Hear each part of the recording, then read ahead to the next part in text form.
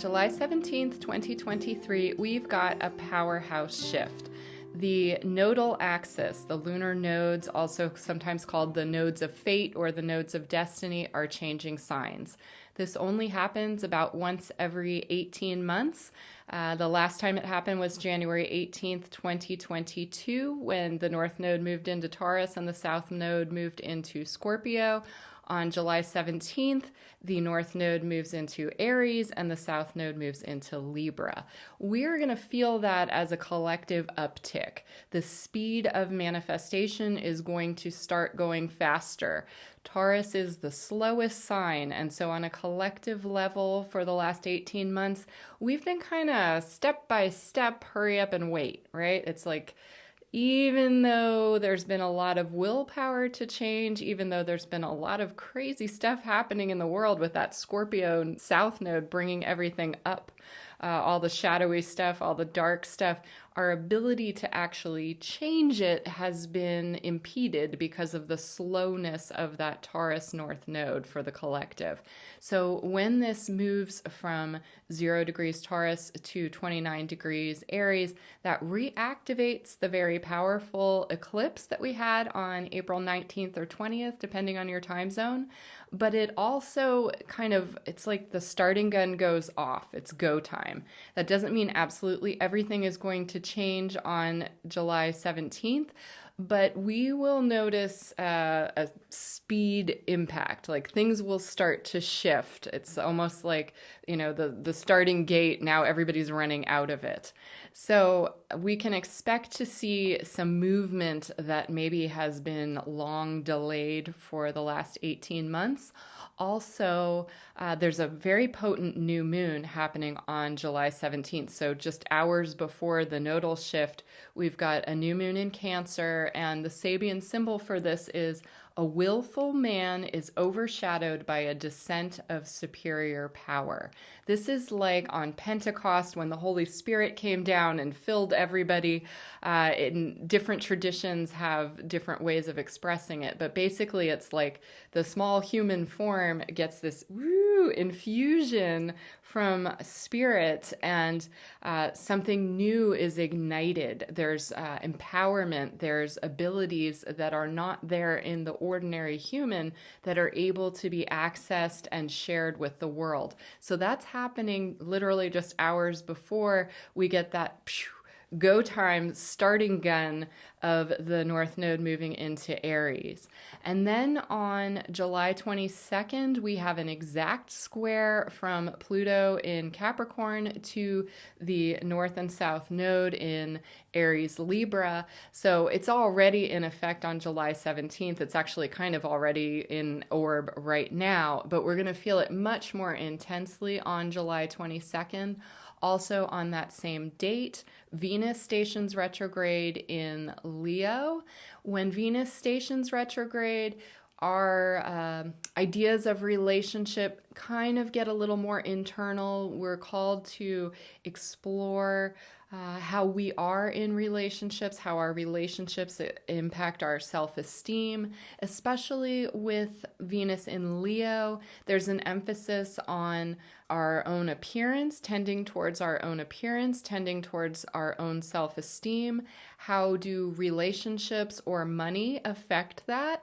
How do other people impact the way that we feel about ourselves? All of that's going to be up. Also, the day after Venus stations retrograde, Chiron stations retrograde. So July 23rd, Chiron in Aries stations retrograde. Now this is going to impact everyone. It's going to especially impact the United States because the degree where Chiron is stationing retrograde happens to be very, very close to the US natal Chiron. So in addition to being in our first full Pluto return being reactivated even right now, but it was most in effect in 2022 initially. We're also in the US Chiron return, which only happens about once every 50 years. So this is a very intense time for the United States.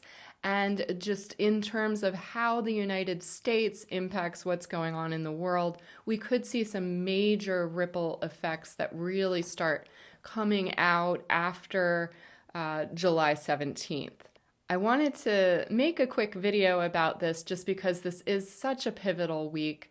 Again, I don't expect everything to change all at once, but some of the things that we will probably notice are, as I mentioned, faster manifestation, more emphasis on what needs to be done. So with that Libra South node, the energies that could come up are codependent behaviors, things that we do to keep the peace even though it's wrong, even though like we really need to move forward, we need to move beyond how things have been. Just like, ooh, I don't want to rock the boat. You know, I don't know. I don't want to be all like, I don't want to be that person who makes the change and insists on making the change. With the North Node in Aries, it's going to be easier on a societal level for change to be made. That Taurus-Scorpio axis is a fixed axis. Taurus is the slowest sign, but it's also the sign that most wants to hold on to the past. Most is reluctant to change. And so even though the will to change may have been in existence because that Scorpio South Node has been dredging up all the ugly, dirty, disgusting stuff that, you know, on a collective level, things like the Sound of Freedom are making a lot more people aware that, hey, there's, you know, some ugly stuff that has been going on in our society for a long time. That's been coming up. But with that North Node in Taurus, the ability to actually initiate changes has been slowed down collectively. What we're going to see moving forward is more of an emphasis on hurrying up to do the changes that need to be done. Why wait? It's, you know, the time for hesitation is over. In terms of how this impacts your own chart, it's really going to depend on what placements you have in any of the cardinal signs. So Aries, Libra, Capricorn, Cancer. If you have fire signs, you're probably going to feel like you're getting a bit of an enlivening. In general, when something is being impacted by the North Node, life has a way of orchestrating so that it's very hard to get off path. If you have your North Node in Aries, you're going to get extra challenged to just do away with any kind of codependent behaviors, any kind of wishy-washy indecision. That's something that you need to work on all the time. But when you're having a nodal return because the North Node is moving through your sign, that just comes up more. And it also becomes easier to do these things. It becomes easier to stay on path with the North Node in Aries. It's going to be easier on a collective level as well as an individual level to have more courage. Aries is one of the braver signs along with Leo, and so with Venus in Leo and Chiron and the North Node in Aries, we're talking about having more courage to heal, and that courage to heal may be coming through love. I also wanted to mention that I create North Node horoscopes each quarter. I have that linked below. I mentioned this in my recent video that I did with Tanya Marie, talking much more extensively about the North Node in your personal chart. But this is a service that I offer. It's totally free. It's on my website. You don't have to sign up for anything. And I just did this because I find the North Node is that destiny point in the chart. If you follow the guidance of your personal North Node, your life is going to go better. You're like, the doors are going to open wider. The obstacles are going to move out of your way. And so these North Node horoscopes for each quarter can be very helpful on your personal journey. If you want something even more personalized, you can have a personal reading, but those are for free on my website each quarter.